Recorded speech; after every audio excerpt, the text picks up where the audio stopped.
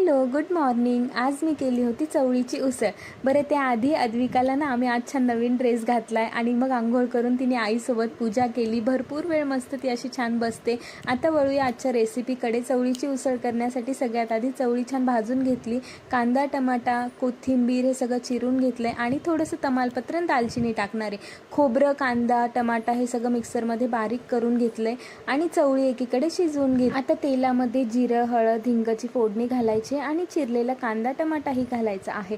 छान परतून घ्यायचं आहे. बरं, चवळीची उसळ तुम्ही अशा पद्धतीने नक्की करून बघा. अगदी हॉटेल स्टाईल सारखी लागते आणि जर तुम्हाला टिफिनमध्ये द्यायचे असेल तर खूप छान ऑप्शन आहे. तुमचं टिफिन अजिबात घरी परत येणार नाही आणि आवडीने खातील. आता सगळा मसाला परतून झाला की वरतून कोथिंबीर घातलेली आहे आणि आता शिजवलेली चवळी घालायची आणि छान परतून घ्यायचे.